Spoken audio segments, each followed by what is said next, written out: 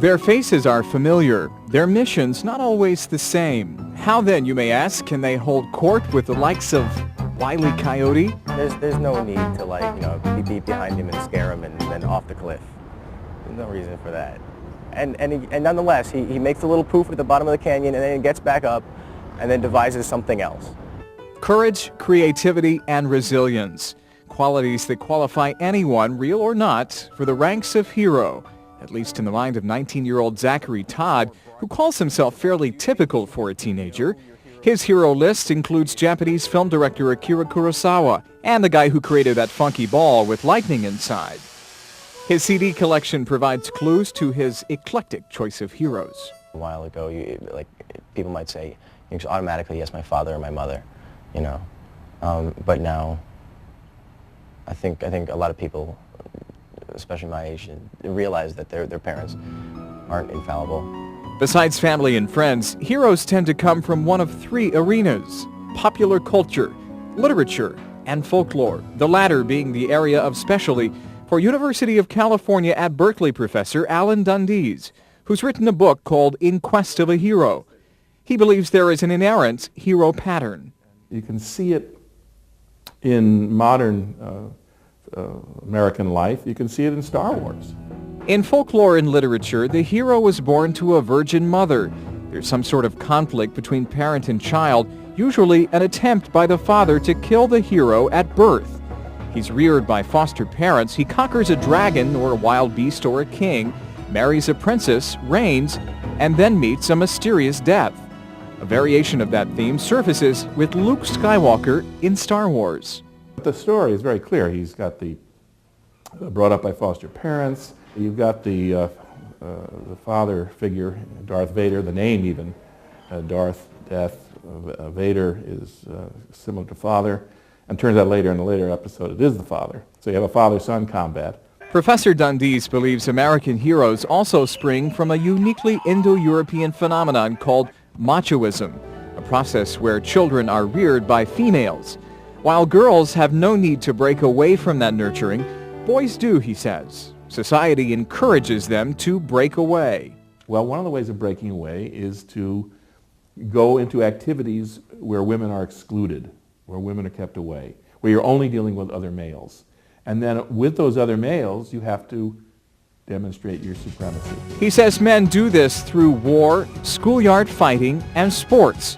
According to the theory, that process would explain the preponderance of male heroes and the hero status of figures like General Colin Powell, biker Lance Armstrong, and professional wrestler Hulk Hogan. There's another reason young people often draw from professional wrestlers when picking a hero. They're not cultured. They're not polite. They do all the things that we're told not to do in society. Professor Tom Leonard has researched the anti-hero, an American fascination with villains glorified through media. While movies may make icons out of pirates, what does the real world offer? He points to characters like Bill Gates, a hero to many, but a pirate in the mind of Leonard. Pirate is a word you give somebody when you sort of admire them, but you really worry about the power and wealth they're accumulating. Where does one draw the hero line in the sand, though? I can respect a person for one thing, and of course I can completely just disdain them for another.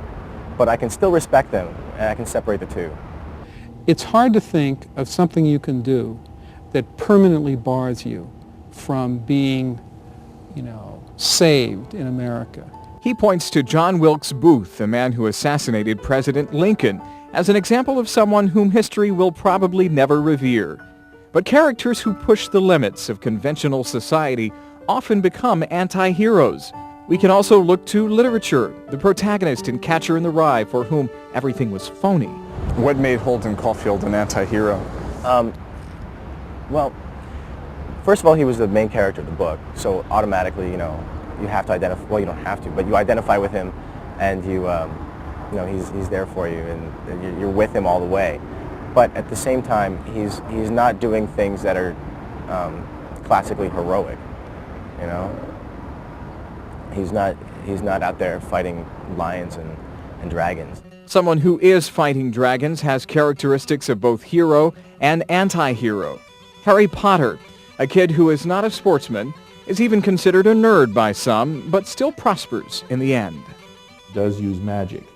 And so that does still evoke something of the hero pattern, because the hero usually cannot succeed entirely on his own. He needs help, at least in the fairy tale. He has to get this magical aid. So it's only that our heroes now, in our modern American culture, success has accrued, I think, in large measure to the nerds. Another noted American hero expert is the late Joseph Campbell, who wrote this book, The Hero with a Thousand Faces. Like Professor Dundee's, he believes in a hero pattern, but focuses more on a hero's call to an adventure, an initial refusal of that call, and an inevitable journey complete with a prodigal return. With so many hero definitions and models, one might wonder, why do we need them?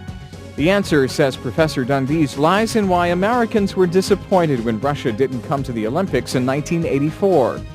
Who would be number one? How can you have a hero without a battle and a victor? These questions, he says, point to a very human need. Groups need these heroes. They need these heroes for their own sense of identity. We are somebody. We are important. We are valuable because look who is one of us. Whether he's an Armenian or a Jew or a Catholic or an African American, whatever he is, he's one of us. He's one of us. He is my hero, she or she's my heroine. So people need these because it's for their own self-worth.